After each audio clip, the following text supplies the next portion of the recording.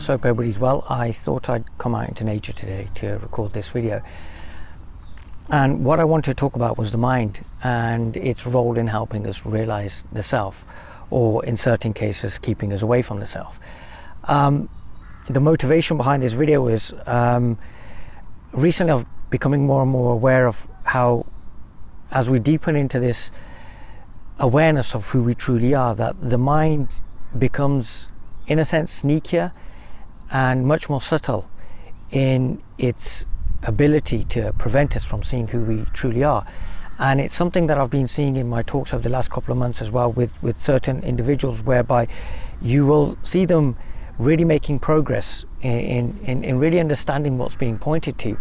And just at that last moment, what will happen is either something will be said or something in their behavior will change, and it kind of makes you, it kind of makes you wonder what's actually being heard. But after a while, you realize that it's just the mind fighting back, because the mind has a body of knowledge that it's accumulated through watching videos, through reading about this, through going to meetings, and invariably has built up an idea of what this will be. And sometimes when we say statements like "this is the death of the mind," or you have to quieten your mind, you have to silence your mind, invariably the mind, which is purposeful, which is looking really just to make sure that every day is safe and secure for us and creates for us, looks at that and probably hears that as, well, then what's left of me? And invariably, if I was to say to you that I'm going to take away everything that is you and your purpose, no doubt you would fight. And that's what the mind does. But as we start deepening further and further, we start realizing that the mind may not be quietened, or the mind is going to throw up all these questions. The mind then becomes subtler in doing what it needs to do. And it's something I'm seeing in my life as well, which is what's prompted me to record this video. That as we start deepening in our awareness, or we start seeing an expanded sense of self, or as we start growing as people, or as we start deepening in our understanding of who we are, the mind will always be there in the background, subtly trying to keep us safe. And sometimes it's trying to keep us safe by reining us in. So that we may say that, look, we want to wake up and we want to know what reality is all about. However, the mind is going, well, that's great, but that seems like a really unsafe place for us to go. So I'm going to rein in your efforts. And it's whether we can befriend our mind and really get to know its fears and its worries as to what it feels will happen if we realize who we truly are.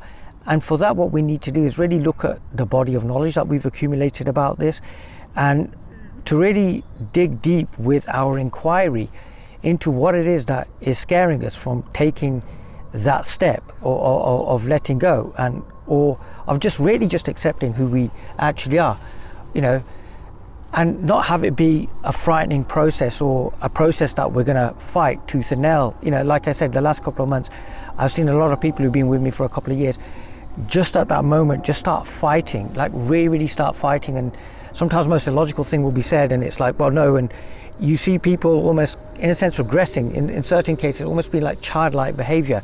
And it's really just to, in a sense, almost protect this illusory self, this identity that we've put so much time and effort into.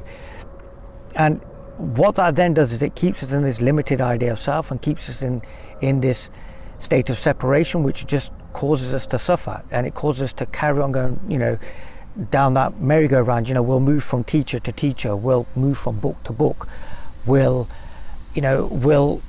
go over this over and over and over in our mind until it just jams us, and it just keeps us separate, which is invariably what the mind would like us to do, because it's just there to keep us safe. Because guess what? There's a misunderstanding about the subject.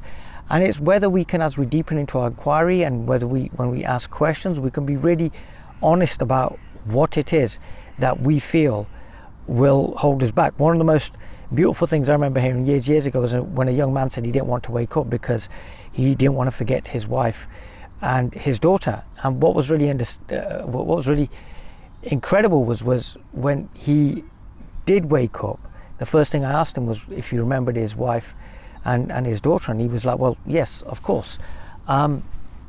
But it had been a very real fear, and I remember when it first came up, I remember not being able to say anything. There was just a silence as he said, well, look, this is the fear that I have. And sometimes maybe we don't need to give an answer. Maybe what we need to do is just really be present with that person, because we may feel sometimes when somebody's saying something that sounds quite mundane to us, that we may not realize that for them it's a very real fear. It's something that's quite profound in their lives, and it's something that's holding them back. And if we can sit there without judging those people, without trying to, in a sense, fix them or heal them or try to give them an alternative viewpoint, we may find that we are literally doing what the mind wants, and sitting with the mind in that idea of security. And then we can look to talk about these ideas of security that the mind has formed, and to see whether they are true, and whether we can let them go. And as we deepen, what we find is that more and more does come up, that the mind throws up these ideas that, oh no, I don't want to go here, right? And so you'll see people having awakenings and realizing that this is it, but then invariably the mind comes back, and it's because we haven't really taken time to address the mind and to really address the issues. And in that sense, if we can sit with the mind and we can start asking the questions that really matter, or just really just sit with the mind, we may find that the mind can take a positive role in helping us realize this expanded sense of self. Once it realizes that no, it isn't the death of the mind. It isn't that the mind is going to go silent and that you're never going to ever experience emotions and it's all going to be very, very blissed out. And if we can take these ideas, we can see that the mind still has a purpose here, that the mind is being used right now to formulate thoughts in order for the voice box to work, in order to do this video. And in a sense, after awakening, the mind works so much more expansively and so much more efficiently, because if anything, it's present. It's not living in the past with a bunch of stories or a bunch of conditioning that it needs to defend. And what you find is, over time, ideas are let go of what we feel we are. Ideas are let go of who we are, and it's effortless without trying. And within all of that, the mind remains, and the mind just functions very, very efficiently in this natural way of being. So can we befriend our mind? Can we become friends with our mind so that we can end the separation between ourselves and our mind? And in that ending of separation, we can start seeing more and more of who we truly are. And it requires trusting and patience, and just allowing the process to be as and how, without having to put in effort or without having to fight or defend, and really just a conversation. And it's whether we can have that conversation initially with a teacher, and then over time with ourselves. Because as we start meeting ourselves, this idea of duality, this idea of another, this idea of separation disappears. And we realize that we are really just this one infinite self in which everything is appearing, in which even the mind is appearing. And as such, everything has its place and it's effortless. And in that place, what we find is that the mind becomes a friend. The mind helps us deepen our inquiry, because we're now experiencing true safety. We're now experiencing what truly is. So I think that's all I wanted to say about that. Thank you so much to everybody for the feedback on the videos. Please do like this video if you enjoyed the information that was shared, and also please do look to subscribe as well. We are looking to build a subscriber base on this channel, so what I'm looking to do is to be able to in the future do live meetings on here. If you have any questions or any feedback, please do get in touch, and any ideas for future videos, again, please do get in touch.